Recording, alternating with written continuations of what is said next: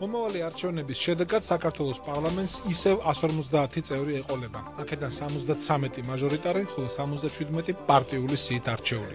ყველა პოლიტიკური ძალა, რომელიც 5%-იან ბარიერს გადალახავს, შექმნის ფრაქციას.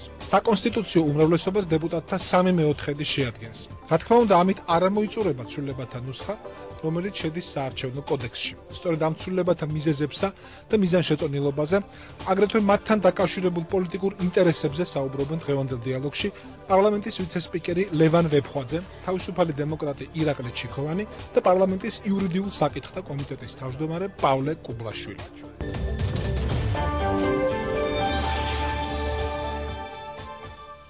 საღამოშვიდობისა, გაუტონებო და ბატონებო, თქვენ უყურებთ დიალოგს დავით პაიჭაძესთან. დღეს სამშაბათია, საღამოს 10 საათი. გადაცემის თემა მოისმინეთ, რაც არის.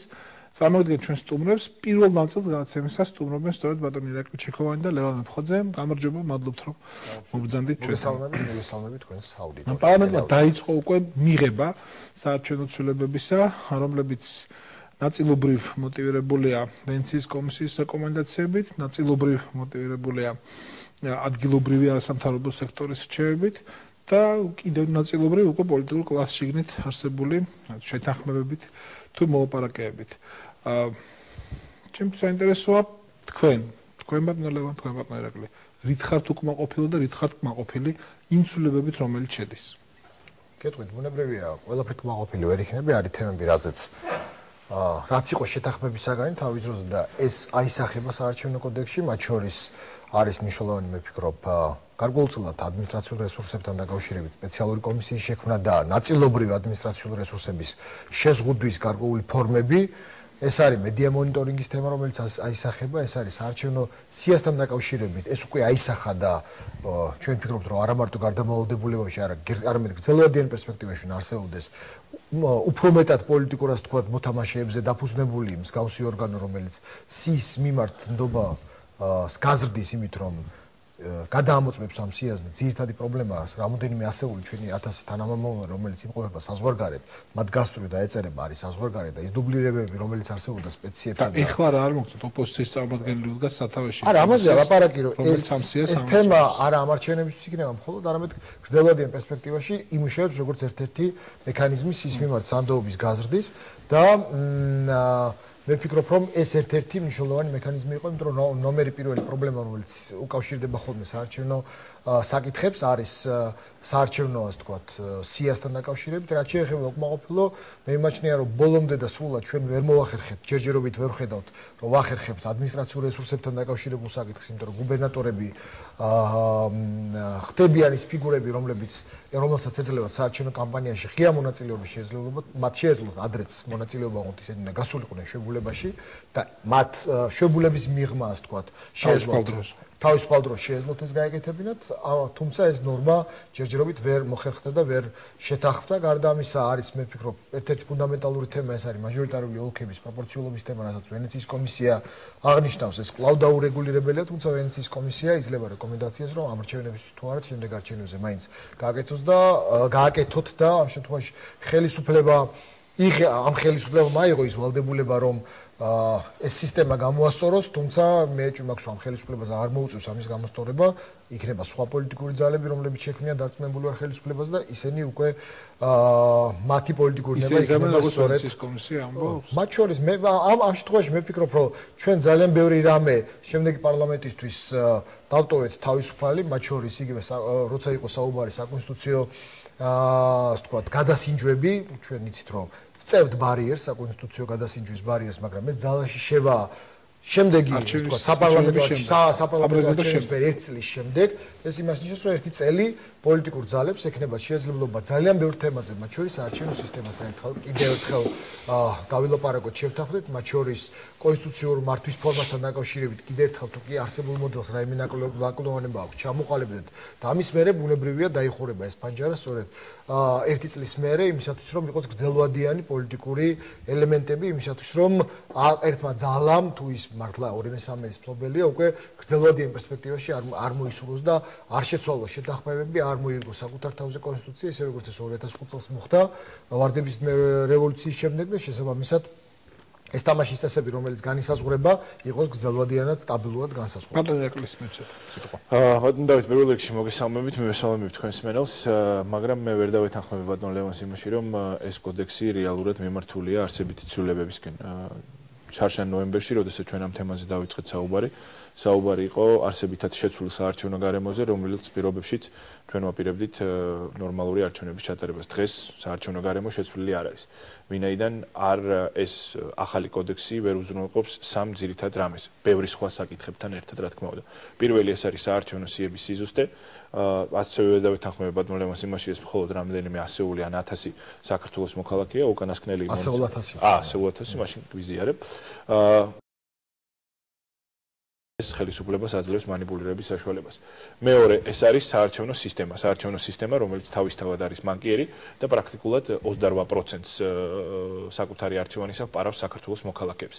და ეს არის ეს 28% საიდან მოგაქვს? პასუხობთ ამასთან დაკავშირებით, მაგალითად უკანასკნელი საპარლამენტო არჩევნების დროს 52% მხარდაჭერა დაფიქსირდა ნაციონალური მოძრაობის მიმართ, მაგრამ მან რეალურად საქართველოს პარლამენტში მიიღო 80% ადგილებისა და დღეს შემოთავაზებული სისტემა პრაქტიკულად არ იცვლება და ეს არის რეპლიკა იმ მანკიერი სისტემისა, რომელიც აქამდე არსებობდა. და მესამე რეალურად თავისუფალი საარჩევნო ადმინისტრაცია, რომელიც საშუალებას მისცემს დამოუკიდებლად მიიღოს გადაწყვეტილება ყველა დონეზე დაწყებული საუბნოდან დამთავრებული CSKOT-ი და ეს ყველაფერი მოქცეულია მანკიერ ჯაჭვში, რომელიც თავიდან ბოლომდე ექვემდებარება ნაციონალურ მოძრაობას. ორი კითხვა ამასთან დაკავშირებით, სანამ ცხელია თქვენი პასუხი მანამდე მინდა მომასწროს. საარჩევნო სისტემას რაც ეხება, ყოველთვის 28%-ის მატებაზე რო ლაპარაკობთ ახლა. როგორც ვიცით, არ იქნება პარტია, რომელიც გადალახავს საარჩევნო ბარიერს და არ მიეცემა საშუალება ჩამოყალიბოს ფრაქცია. ყოველთვის ასე განმარტეს, როცა გუსმენდი ამ ნორმის განმარტებას, რომ ეს ხდება იმ პარტიის ხარჯზე, რომელიც ყველაზე მეტ ხმებს მიიღოს, მას ჩამოაკლდება ეს ოდენობა და გაუნაწილდება ბარიერის გადამლახავ პარტიებს. ეს რაც შეეხება საარჩევნო სისტემის თქვენეულ კრიტიკას, მე არ ამგონია, რომ ჩემი ეს შეხსენება ამოწურავდეს, თქვათ, კონტრარგუმენტებს, რაც შეიძლება არსებობდეს ამ საკითხში. და მეორე, როცა ლაპარაკობთ არათავისუფალ საარჩევნო ადმინისტრაციაზე, თუ გავიხსენებთ ბოლო არჩევნებს, ადგილობრივი თვითმმართველობის არჩევნებს თბილისში, მათ შორის, სადაც თქვენი პარტიის თავმჯდომარემ დაიკავა როგორც მახსოვს მეორე ადგილი. მას არ გამოუთქვამს პრეტენზია და არც თავისუფალ დემოკრატებს გამოუთქვამს პრეტენზია საარჩევნო ადმინისტრაციისადმი ხას უსვამ და პირიქით აღიარა ეს არჩევნო მიულოცა პოლიტიკურ ოპონენტს და ასე შემდეგ. ისედაც ცენტრალური საარჩევნო კომისიის და საარჩევნო კომისიების მწვავე კრიტიკა ყველაზე ნაკლებად ახლდა თუ ყველა წინა არჩევნებს გავიხსენებთ ბოლო არჩევნებს. მე დავიწყებ პირველი შეკითხვიდან საარჩევნო სისტემას რაც უკავშირდება ის შეთავაზება რომელიც შეთავაზებაც დღეს იყო ეს კარგია და შეიძლება ზოგიერთი პარტიის ვიწრო პარტიულ ინტერესს აკმაყოფილებს და საშუალებას აძლევს იმ პარტიებს რომლის მიზანი არის თვითმიზანი არის მხოლოდ და მხოლოდ საკუთარი წარმომადგენლობის უზრუნველყოფა, მაგრამ ჩვენ ვსაუბრობთ არა ვიწრო პარტიულ ინტერესზე, არამედ ზოგადად სამართლიან სისტემაზე. და ეს სამართლიანი სისტემა არ შეიძლება იყოს მორგებული რომელიმე კონკრეტული მმართველი პარტიის ან სხვა პატარა პარტიის წარმომადგენლობითობაზე. დღეს ფაქტია, ამ შეთავაზების პირობებში ამ 28%-იანმა სხვაობამ შეიძლება დაიძიოს 25-მდე ან 26-მდე, მაგრამ რეალურად საქართველოს მოსახლეობის განწყობების 25%-ის ასახვა საქართველოს პარლამენტში არ ხდება. ეს არის რეალური მათემატიკური ფაქტი. მეორე რაც შეეხება შეიძლება მეტი სასახვაც არ მოხდეს, იმიტომ რომ არჩევნებზე არ მივიდეს. არა, ეს გასაგებია, მაგრამ იმათი ვინც მივა არჩევნებზე, ამაზე 40% არ მედის ხოლმე არჩევნებში. გასაგებია, მაგრამ იმ 60-ის 25%-ის სასახვა ვერ ხდება. თუ ეს 60 იწუხებს თავს და მიდის არჩევნებზე, მაშინ მას უნდა კონდეს იმის გარანტია, რომ მისი არჩევანი იქნება ასახული პარლამენტში.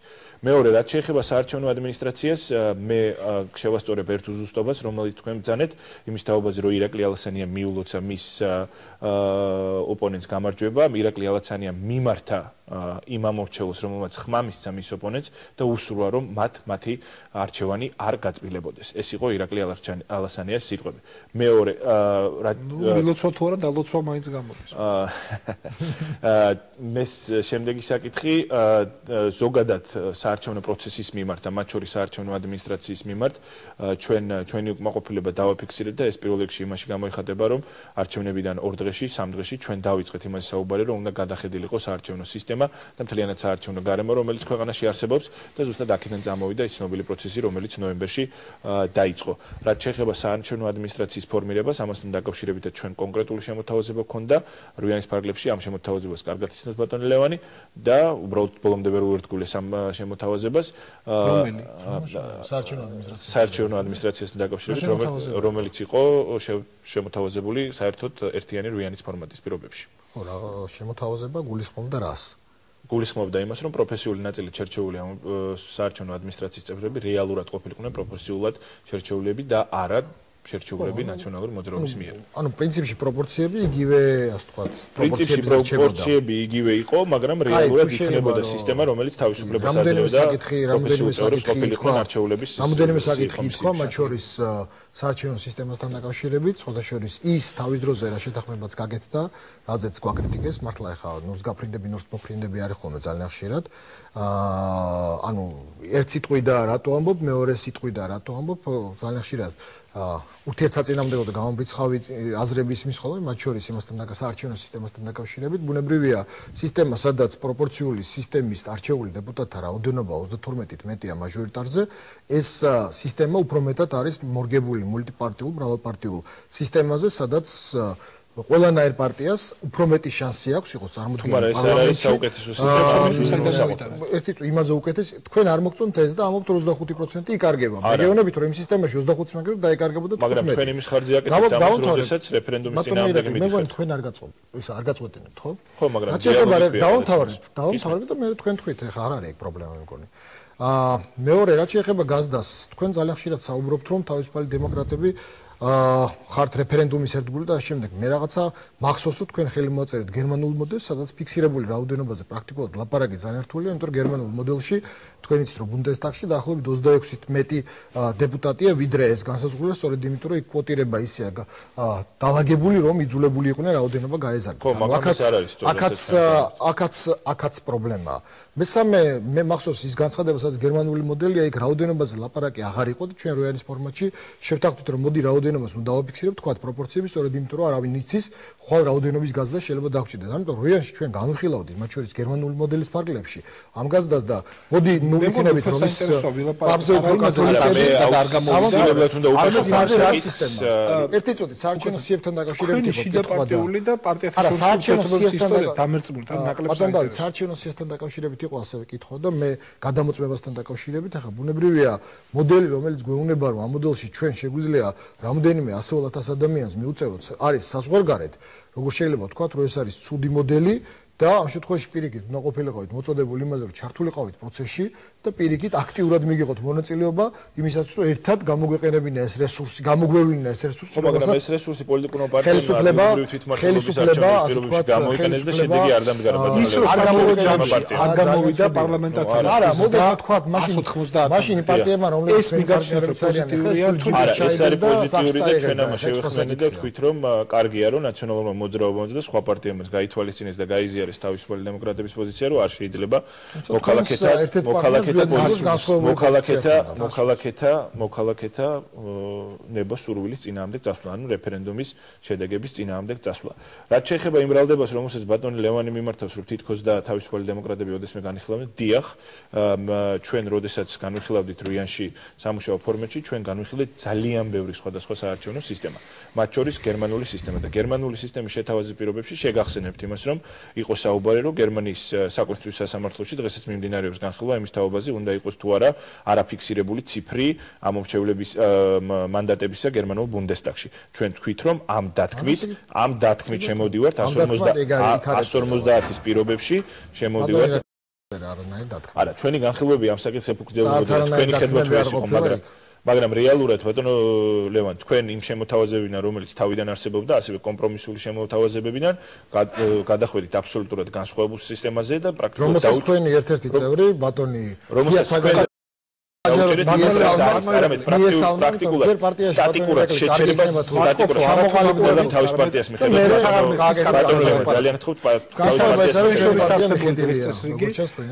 და თქვენ შორის არსებული საკითხები რომლის გაექსკლუზიურობა არის ძნელი. გია ცაგარიშვილი მიესალმა იმას რომ 150 ჩვენობა არ გაიზარდა. ბატონ ლევან ახლა ჩვენ შევედით ერთ-ერთი რეკომენდაცია რომელიც ბატონ ლევან არა ჩვენ შევედით ჩვენ გონა შეთავაზება 95-65-ზე და ამ დროს ბატონი გია ცაგარიშვილი აკეთებს განცხადებას რომ ამ სიტუაციაში იდეალური გამოსავალი არის 77 შეთანხმებული პოზიცია იყო პარტიისა და ვიმეორებ რომ ეს იყო ჩვენი პოზიცია ეხლა მეუბნებით რომ არ არის იდეალური და ასრულეთ მაშინ ისიც გაიგეთ რომ გია ცაგარიშვილმა ჩამჩიხური ვითარებიდან შემოგთავაზა ეს გამოსავალი და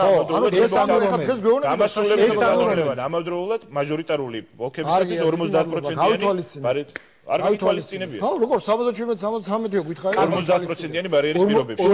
50%-იან შევხედოთ. ჩვენ ვიცით რომ ეს არ არის აბსოლუტური პრინციპი, რომ მაინც 50% უნდა გაიმარჯოს იმან ვინც იმარჯოს. ეხლა არის როგორც ვიცით 30%-იანი ზღვარი და არის სისტემები, სადაც არანაირი ზღვარი არ არის, უბრალოდ იმარჯვებს ის, ვინც მეტს აგროვებს. სხვაზე მეტს და ერთი ტურია სულ არავითარ მეორე ტური არ არსებობს. ესე რომ აი ეს არ არის თან ახალი მოთხოვნა 50% ზღვარი, ხო ეს კიდე მერის არჩევნების დროს გაჩნდა. კარგი იქნება თუ აი ამ მოთხოვნის უკვე შეუსრულებელის, მაგრამ რაკიღა მაინც ნუ თქვენ მტკიცე პოზიცია რომ ასე უნდა ყოფილიყო, ამ მოთხოვნის მოტივს გააგებინებთ ადამიანებს. თუ კი შეერთებული შტატების პრეზიდენტი შეიძლება აირჩეს არა 50%-ით დარჩეულა კიდეც რატო არ შეიძლება აერჩეს თერჯოლის მაჟორიტარი? ძალიან ცუდი მაგალითი მოყავთ ბატონი დავით შეერთებული შტატების პრეზიდენტის იქ, იმიტომ რომ აბსოლუტურად სხვა ვითარებაა და იქ არის საარჩევნო კოლეგია, რომელიც იქნება შტატებიდან და ასე შემდეგ და ასე შემდეგ.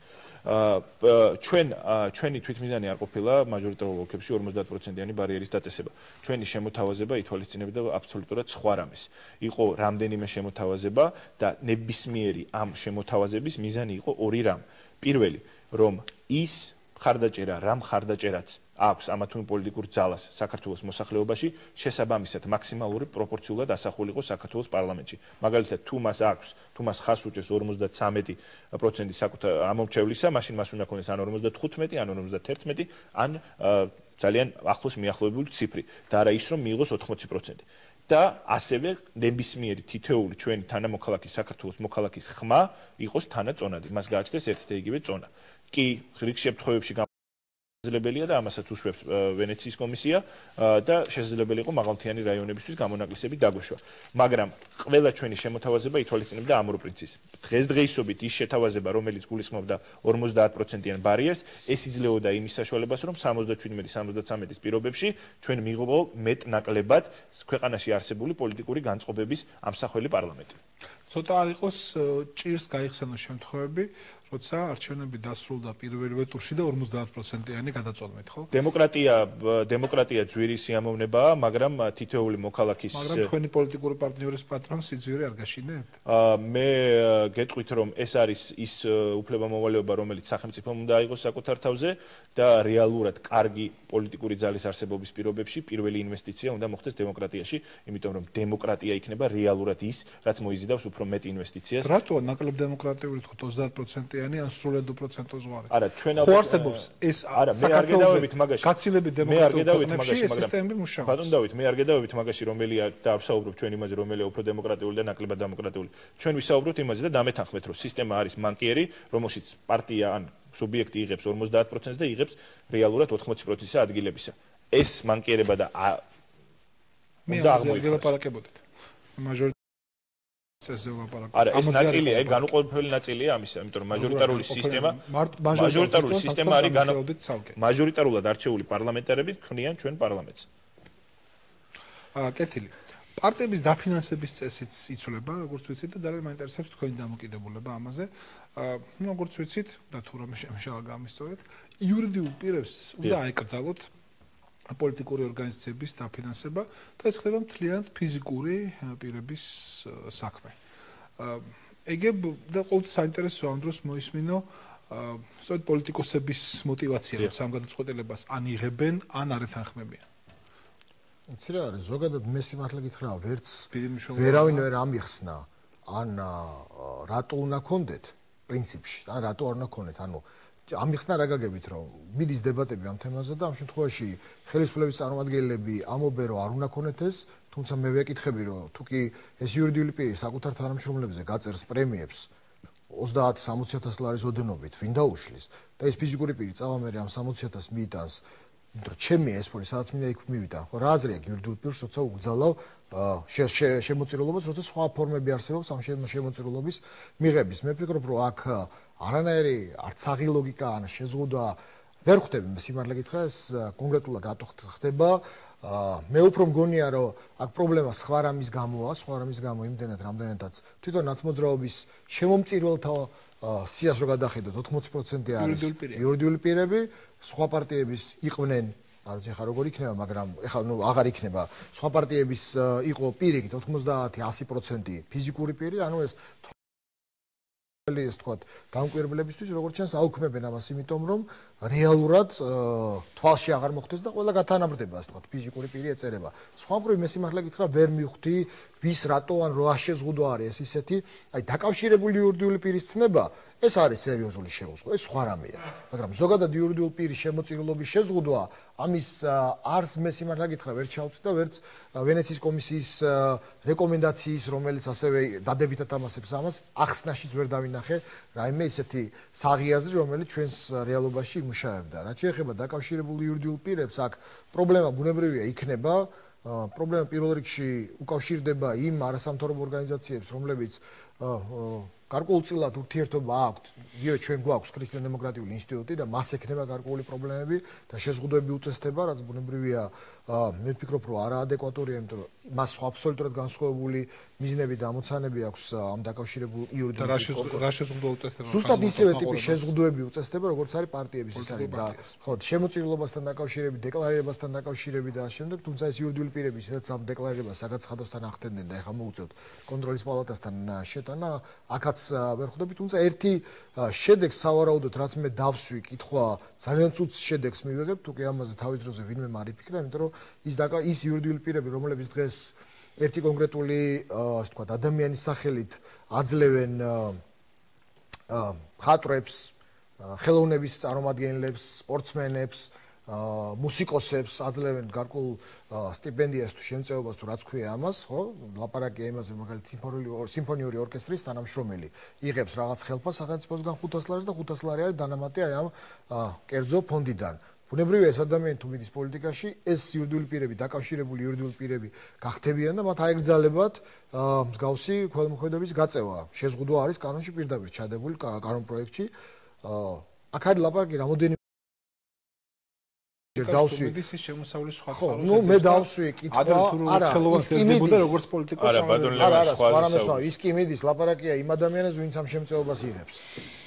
ხვდებით ხო? ანუ თუ კი არსებობს რაიმე სახე მიდგომა, რომ ამ ადამიანებს რას უპირებენ, უზრდიან ხელფას, რას შვებიან, ახლა ერთი არის იმან მიიღო გადაწყვეტილება, ის თავის საქმეა, მაგრამ ამათ რას უშვებით, ეს სხვა თემაა. პასუხებთ, რა თქმა უნდა, ეს მისახვედრით ალბათ ძნელი არ არის, ეს არის განპირობებული იმით, რომ ქართულ პოლიტიკაში გამოჩნდა ბატონი ბიძინა ივანიშვილი და მისმა ასეთმა ნაბიჯმა და მისმა რეპუტაციამ ბიზნეს სამყაროში შესაძლებელია მიეცა იმპულსი ბიზნესებისთვის, შეეწირათ იმ პოლიტიკური ძალებისთვის, რომელიც სიტყვაზე მასთან იქნებოდნენ დაკავშირებული. იმიტომ კი არა გედავი, პროსტ ისა უბრალოდ მაინტერესებს. არა, მივდივარ იქამდე. მართლა რა შეზღუდვაა ეს? მივდივარ იქამდე. მისი თანამშრომელი შეიძლება აღნიშნულობა ფიზიკური პირია. რა შეზღუდვაა, რა აზრი აქვს ამას? ხო, სიმართლე გითხრათ, უბრალოდ ეს რეკომენდაციები გამოიტანეს, რომელიც 2001 წელს იყო, მაგრამ თავარი პრობლემა ამ ყველაფრის არ არის ის, რომ რაღაცა პრინციპები შემოდის. გასაგებია, რაღაც გარკვეული რეგულაცია და იმის უზრუნველყოფა, რომ პოლიტიკაში არ იყოს შავი ფული ან რაღაცა კონტროლირებადი ფული. ეს მისაღები არავისთვის პრობლემული არ არის, მაგრამ ეს იმდენად ნაუცფათებად არის გაკეთებული, არც არასამთავრობო სექტორი, არც პოლიტიკური პარტიები, რამდენიც ამ თემაში თართულები არ იყვნენ და იმდენი უზუსტებებია კანონში პრაქტიკულად ყველანაირი ინტერპრეტაციის საშუალებას იტოვებს ეს კანონი. დაწყებული იმიდან თუ ნიშნავს თუ არა იმას, რომ მოხალისე, რომელიც გეხმარება კონკრეტულ ოლქში, თუ რაიმე ფორმით არის დაკავშირებული რაიმე იურიდიულ პირთან, შეიძლება ჩაითვალოს მისი დახმარება უკანონოდ, ასე შემდეგ და ასე შემდეგ.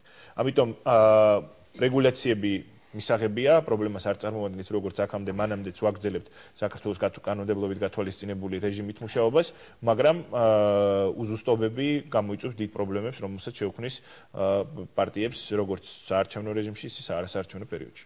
დიდი მადლობა ბატონ ლევან მეხოძეს, ბატონ ირაკლი ჩიქოვანს, პარლამენტის ვიცე-სპიკერს, ბატონ ნოას გულისხმობდა თავისუფალი დემოკრატების წევრს. ჩვენი გადაცემის პირველი ნაწილი ამით სრულდება. მეორე ნაწილში ჩვენ ვესაუბრებით საქართველოს პარლამენტის იურიდიულ საკითხთა კომიტეტის თავმჯდომარეს პავლე კუბლაშვილს.